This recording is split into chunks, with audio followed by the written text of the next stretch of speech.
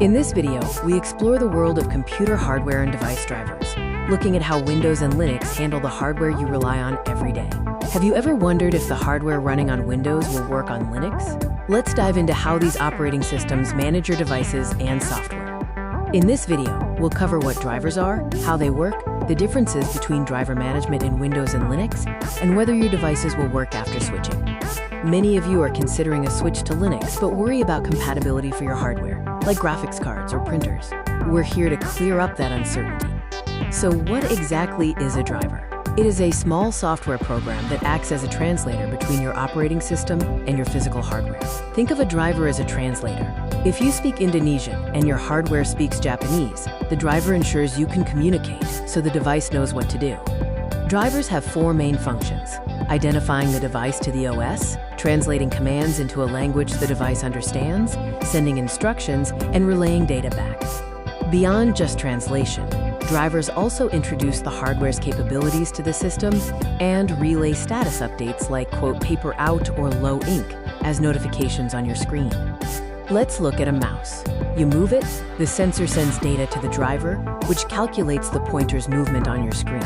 Without it, your cursor wouldn't move. Without a driver, your input device might behave erratically or fail to respond entirely, no matter how much you try to move it. Windows and Linux have different philosophies. Windows treats hardware as a separate add-on, while Linux integrates driver support directly into the core system, or kernel. This fundamental difference is key to how each system interacts with your hardware devices. Windows relies on manufacturers to provide specific drivers, while the Linux community works to include broad hardware support directly within the operating system's core. In Windows, drivers often come as executable files from the manufacturer's website or Windows updates. They are typically installed separately, making support dependent on the manufacturer. While Windows has basic built-in drivers, you usually need to install manufacturer software to access advanced features, like custom graphics settings or complex printer functions. In Linux, most drivers are already included in the system kernel, so they often work automatically. If they aren't, you can find them in official repositories or through your software center. Unlike Windows, basic drivers in Linux are usually ready upon installation. Devices like mice or flash drives work instantly. If official support is missing, community-developed drivers are often available. An important note: Windows drivers are not directly compatible with Linux. They have different code structures and communication methods.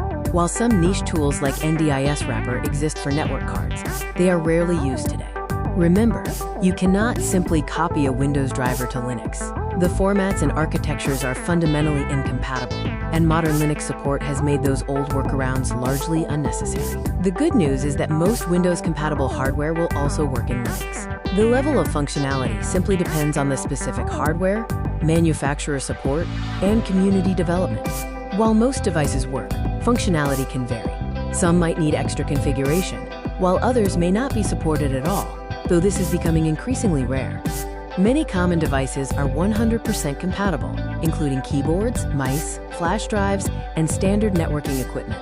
These generally function immediately, without any extra installation. You can expect core peripherals like input devices, standard storage, and common audiovisual hardware to work straight out of the box due to long-standing Linux kernel support. Some hardware, like certain graphics cards, specialized printers, or advanced wireless adapters, might require additional steps to unlock their full performance or feature set. For devices like NVIDIA graphics cards or specific professional printers, you may need to install proprietary drivers or download additional packages to get the best experience. While rare, some legacy hardware or highly specialized industrial tools may lack Linux support. This is most common with devices specifically engineered only for the Windows ecosystem. Situations where hardware is completely unsupported are rare in personal computing. Usually, this only affects legacy products or equipment designed for very niche industrial applications. Before making the switch, check online resources like the Linux Hardware Database or Open Printing for printers. Searching your device model alongside Linux compatibility is a great way to verify support. When in doubt, consult online forums. Many users in the Linux community have likely tested the hardware you are considering and can share their personal experiences. To summarize, drivers act as critical translators. While Windows and Linux manage them differently, most home hardware works well on both. Always research your specific devices if you are unsure. In summary, Don't worry excessively about switching to Linux. Most everyday devices will work just fine. Just understand the process and take a moment to check your hardware if you rely on any highly specialized equipment. That is the complete explanation. Do you have any specific devices you are curious about? Or have you faced challenges with hardware on Linux? Let us know in the comments. Don't forget to like, save, and subscribe for more Linux guides. Thank you for watching until the end. If you have any remaining questions, please leave them in the comments section. We look forward to seeing you in the next video. Thank you for watching, and we hope this was helpful. See you in the next video. Don't forget to like, follow, and comment. Goodbye for now.